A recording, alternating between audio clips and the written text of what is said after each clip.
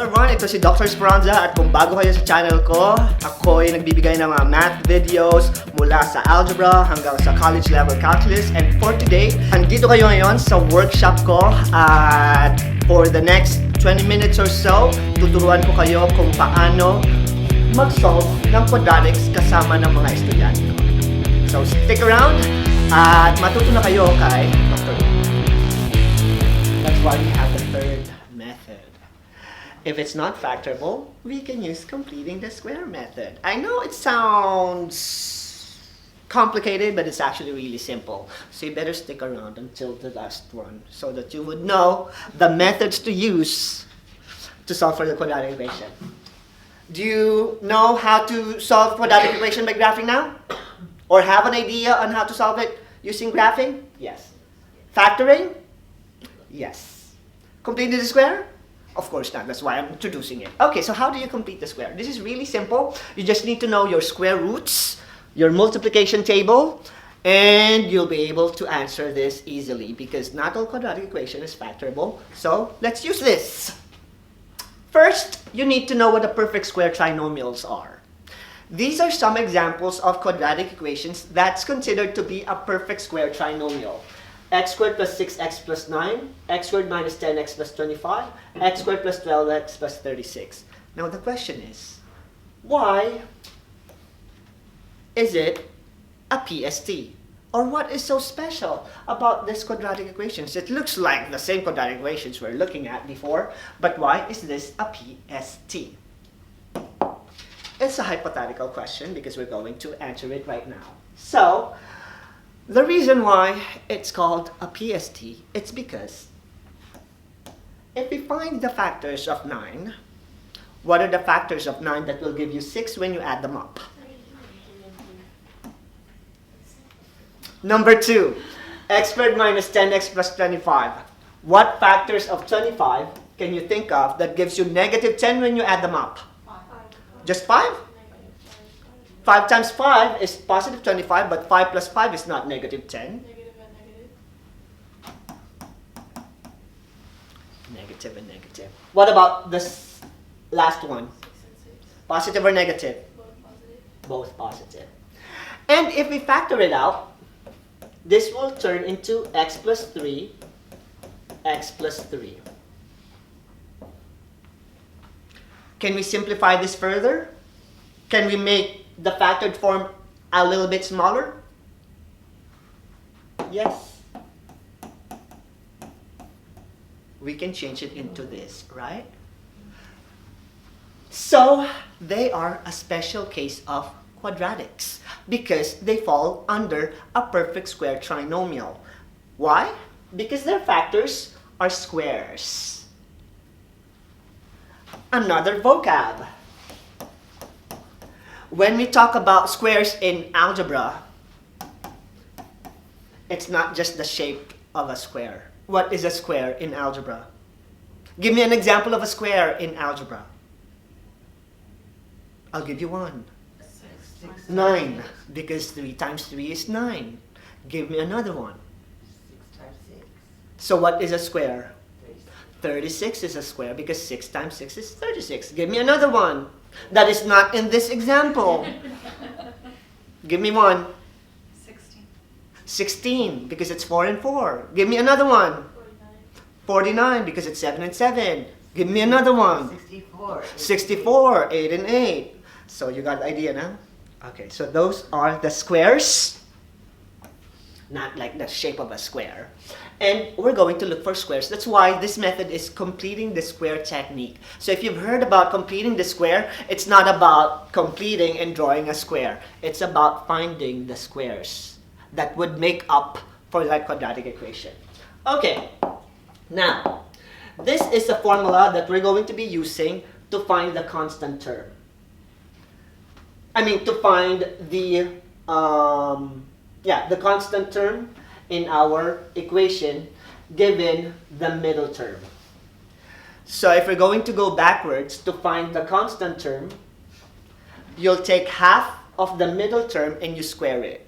That is the formula for creating a perfect square trinomial. Are you understanding my language? I'm talking in English still, right? I'm not talking in Chinese. No. No, but do you understand me? That the constant term is equal to half of the square of the middle term. I don't understand. Maybe you can talk in Chinese so you can understand it better. All right. To find the constant term or the last term, you take half of the middle term and you square it. Okay, mental math. Don't use your pen and paper. What's half of 6? 3. Square it. 9. 9. Square means 3 times 3. Half of 10. 5. 5 times 5? That's how you find the constant term. And why am I doing this? I'm like, are you crazy? It's already there. Why do we need to look for it? It's already there.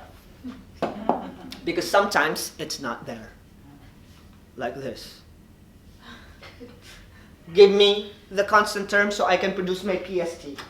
What is the last term for this problem? It's going to be... 100.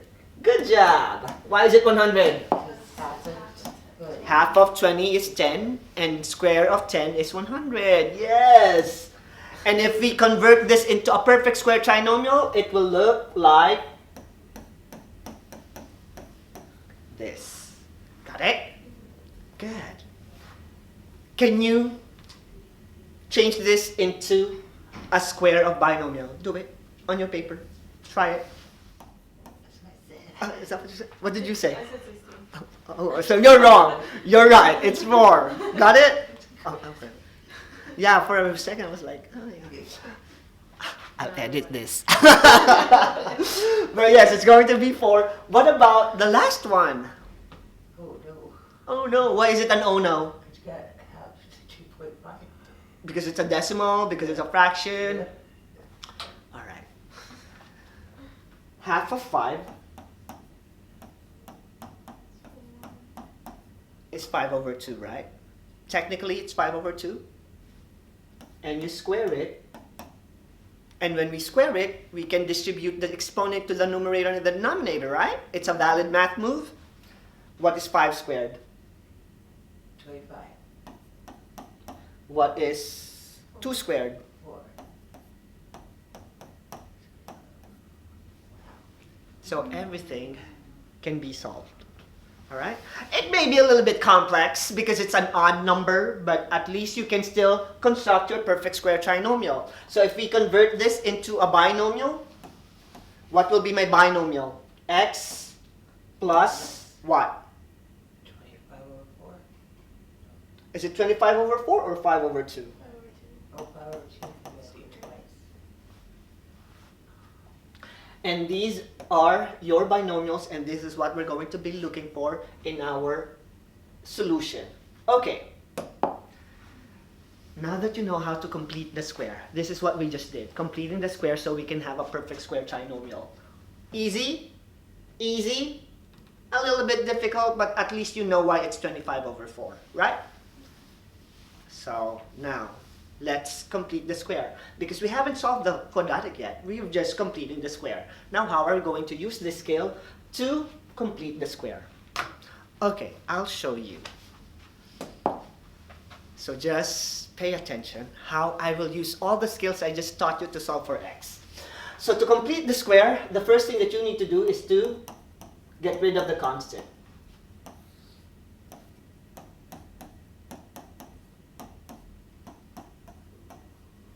And then after that, you're going to start completing the square by adding the constant here and the constant there that will complete the square. And what is the constant I'm looking for?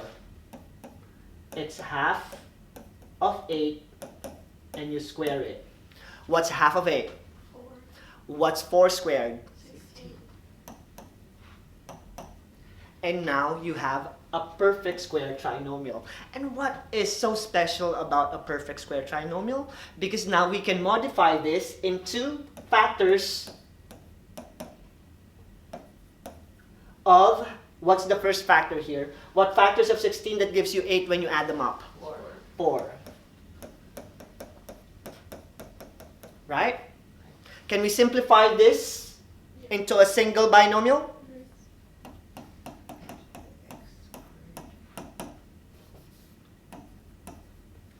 And now, from this equation, now we have a factored form with the PST in our equation. Let's solve for x. What's the first move? Which one are you going to get rid of so that x will be by itself? Four. So you have to Negative get all the or times square root. It's the square that you need to get rid of. Square. Mm-hmm.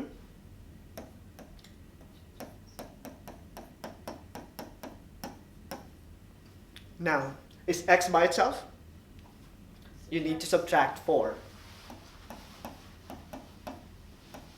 So, how are we going to simplify plus or minus 36 minus 4? We'll go split it into two solutions. That's the reason why you have plus or minus 4. So that means you will have negative 4 plus plus square root of 36. And you have negative 4 minus square root of 36. And what is the square root of 36? 6, or yeah, 6. And we have two answers. What's negative 4 plus 6? 2. And what is negative 4 minus 6? 10, negative 10. We have two answers. And we did this by completing the square. I know it's a little bit complex. And again, I have my lesson on completing the square. So just click that little button right here and I have videos that will show you some examples on how we can complete the square. Alright, so that's how we complete the square. Now let's see if you can do this on your own. I know it's a challenge, but challenge yourself.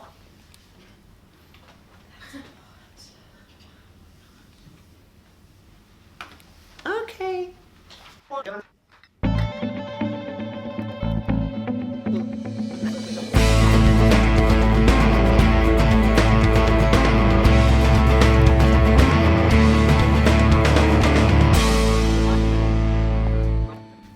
So what is the first solution? 2, And what is the second solution? negative 4. By completing the square. Okay. Do that.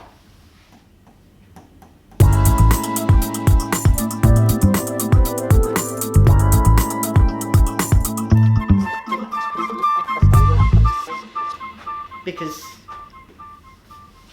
you cannot take the square root of 32 unless we have a calculator. Alright? So this is how we complete a square.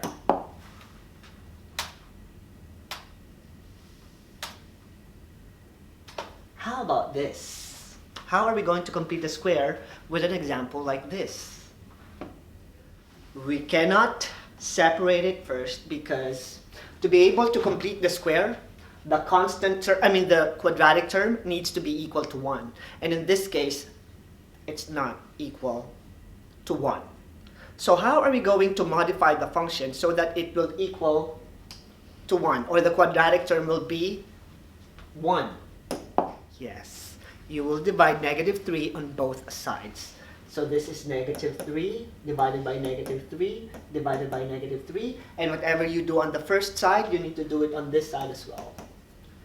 So by simplifying it, our new quadratic equation is x squared. What's the middle term? Plus 2x. Is it plus 2x or minus 2x? Minus 2x. And what is the last term? Plus 4. Plus 4 or minus 4? Minus 4. 0 divided by negative 3? 0, negative 3. Or 0. Now, can we use the perfect completing the square technique now? Yeah. Okay, solve it.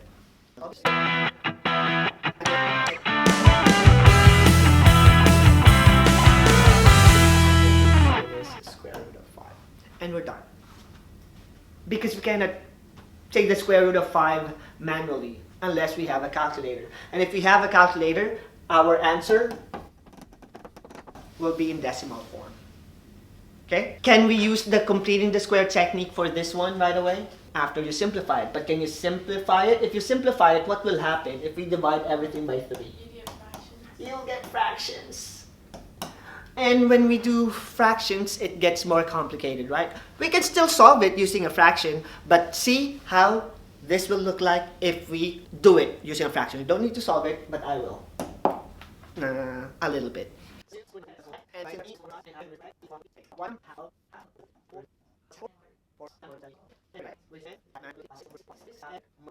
The sum of -5/3 plus 16/36. Which is crazy, right? I'm not gonna finish this. Because, let's erase this. We can use the last method. Oh my goodness.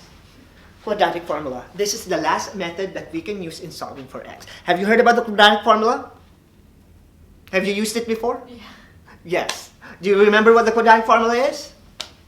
X equals -b plus or minus square root b squared minus 4ac all over 2a. Yes. Unfortunately, you need to memorize your quadratic formula. So if your quadratic is not factorable, if your quadratic equation is too much work for completing the square technique, use the quadratic formula, because the quadratic formula is the most powerful method in solving for a quadratic equation, because the quadratic formula can solve any type of quadratics, may it be factorable or non-factorable quadratic equation.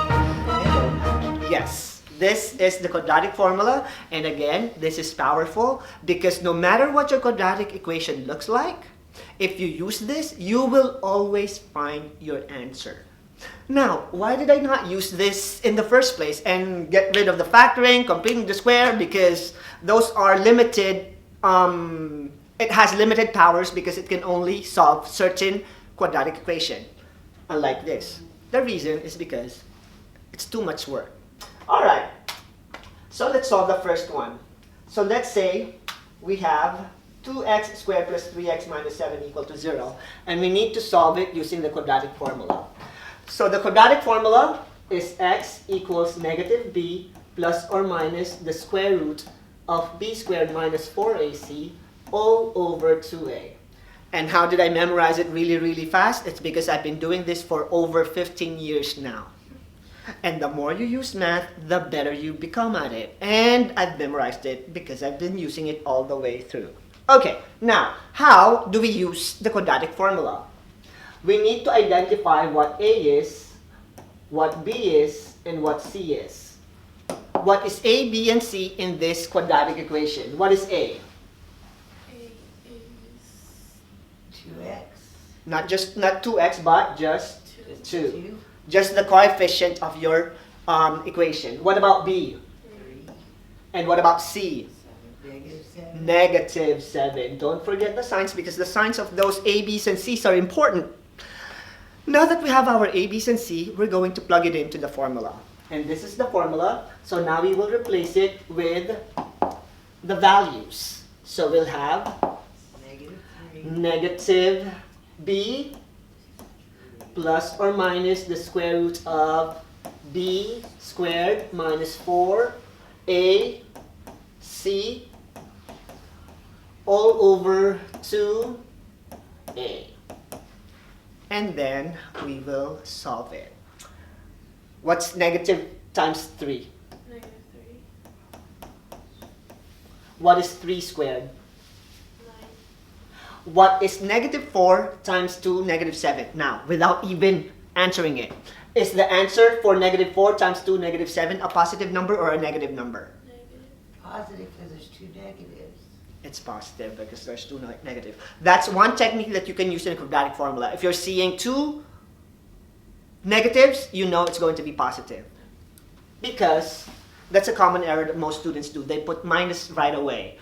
So 2 negatives, you know it's positive, and then multiply it regularly. 4 times 2? 8. 8 times 7? 56. 56. All over 4. And now the formula is becoming smaller and smaller and smaller, right? So let's continue. Okay.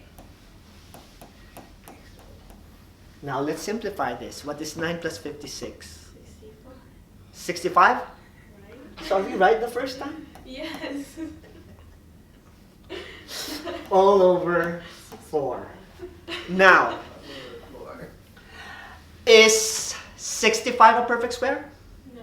No. So if it's not a perfect square, That's the answer. you can have it like this.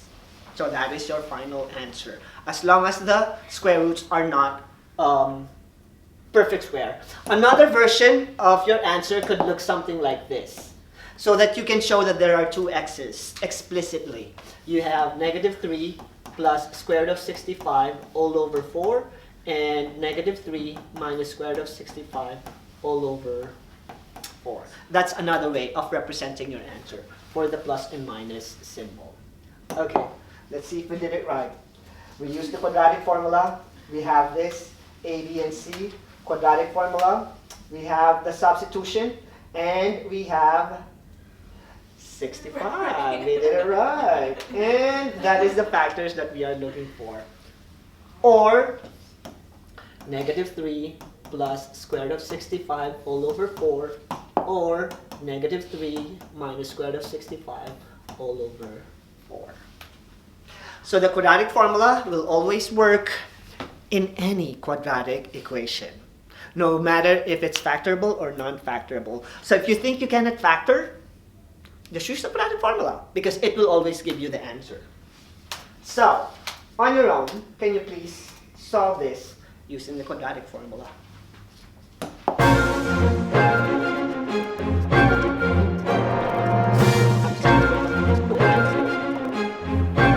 3 over 4, right?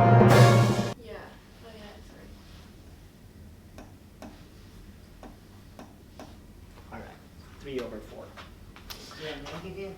It is still negative because the top is negative and the bottom is positive, so it is negative. So this is how we use the quadratic formula for problem number 2. And again, always write your A, B's, and C's. So we have A, 8, B, 2, C is -13. We need to know the formula. And then when you have the formula, make sure to plug in the formula correctly, or the numbers in the formula correctly. So we have this, and then simplify it.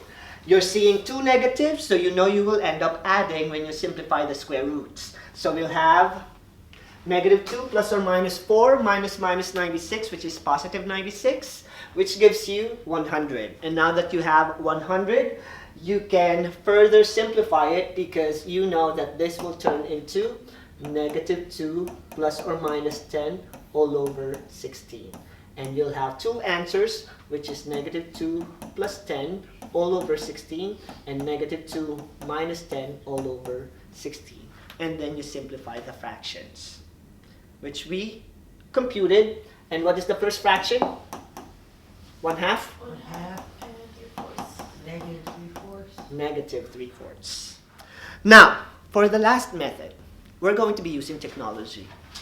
We're going to be using a graphing calculator, which I know you don't have right now, but I know you have your phone. So on your phone, can you please download DESMOS? Go to your app store. This is a free app. Go to your DESMOS, download it, and we are going to use it. How are we going to use DESMOS? Because I want you to solve this. Can you please copy these quadratic equations in your paper? Notice that we have quadratic equations of any form. 4x squared minus x plus 9 equal to 0. Negative x plus 9 minus x squared equal to 0. 3x minus 4x squared equal to -8. And 21 minus 7x equal to 4x squared. All of them are quadratic equations because the highest exponent of your equation is equal to 2. Even though some of them are equal to 0 and some of them are equal to something else. Still, they are considered quadratic equation, and if it's a quadratic equation, we can solve it using any method. Factoring, quadratic formula, or completing the square technique. However, I want you to see how technology can help you answer this problem. Are you ready? Can you please give me the other examples that we have? Negative x plus 9 Negative x plus 9 plus 9 minus x squared minus x squared equals 0. equal to 0. Now, what do you see about your graph? It's a parabola opening downwards, right? And if you're going to find the solution of this graph, just use your cursor and put it right here. And you will see two solutions. Two ordered pairs. Negative 2. So in this one, x is equal to negative 2.541. And the other one is going to be 3.541. That's how you find your solution using your DESMOS. And again, ito si Dr. Esperanza. At kung nagustuhan niyo yung video ko, please like, share, and hit that notification button. At i-share niyo na ito sa mga friends, teachers, at mga kaklase niyo para mas lumaki pa ang mga students and teachers na matulungan ko. Bye!